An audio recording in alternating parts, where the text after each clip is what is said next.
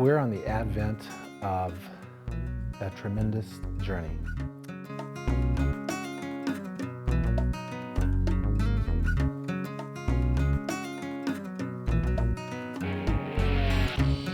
Finally tonight, dozens of teenage bicyclists are pedaling their way across the country. A Massachusetts boy inspires a group of cyclists to do the trip of a lifetime. We're riding 3,800 miles in 66 days. Riding from coast to coast to raise money to help kids who can't ride their own bikes. They'll bike all the way to Massachusetts to raise money for the Jet Foundation. We're exploring America, and we're also raising awareness for Duchenne muscular dystrophy. My inspiration for riding across the country is for my brother Jet, and to help the Jet Foundation raise money to cure or help Duchenne muscular dystrophy.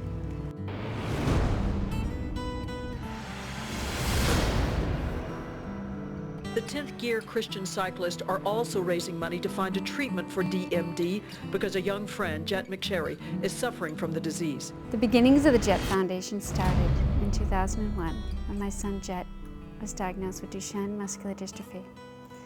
I was devastated to find out that it was lethal, 100% fatal. And it all started very simply. He went to the doctors. He had his annual checkup when he was 5 years old. Had some difficulty getting up off the ground. And the physician suggested I go to Boston to have him evaluated just a little bit more. When I got to Boston, I saw another physician who thought he was perfectly fine, but decided to do some blood tests anyways. He called me the next day to tell me his levels, CPK levels, were off the charts. Something that should be about 75 or 22,000. And I said that couldn't happen, that can't be so, because even in the worst heart attack situation, you would never have a CPK level of 22,000. Well, it turns out that you can if every muscle in your body is dying, and has been since the day that you were born.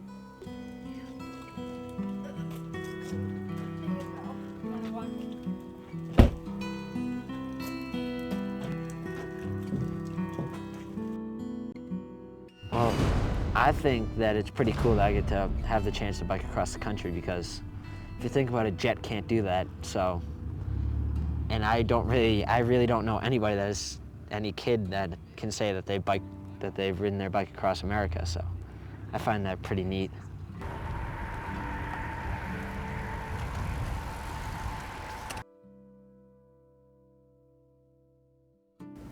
The public awareness of it is, I think, showing gains of recent, and it actually is remarkably common. 1 in 3,500 live-born males is not a rare disorder.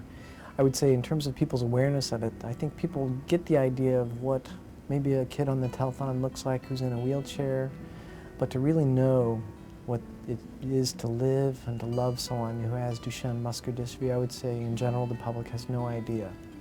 Watching every day your child lose his ability and asking you questions along the way about why he can't throw the ball like he used to, why last year he could get out of the swimming pool and this year he can't.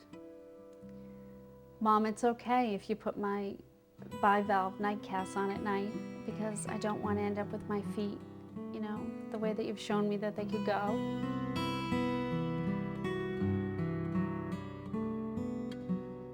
Can't mix this rapid.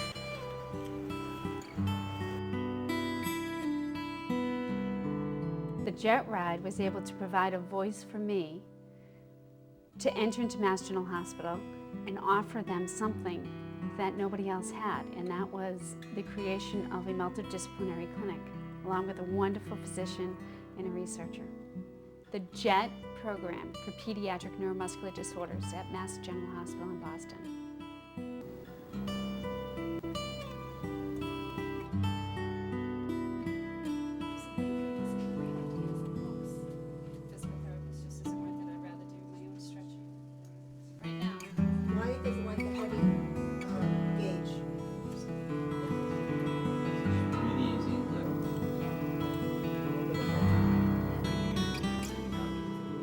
To me that you have a pretty good cough.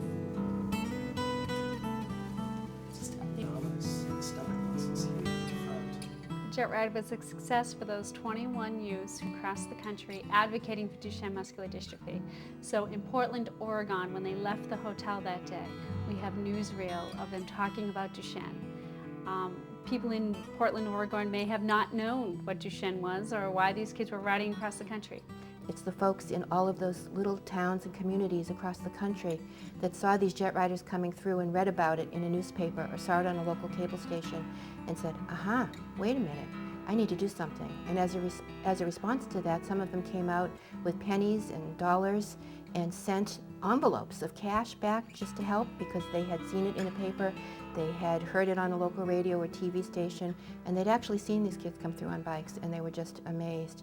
I don't know if it got us that much closer to the goal because it just was so busy pedaling every day for the kids, and we're going through communities that had 600 people in the community, didn't know what DMD was.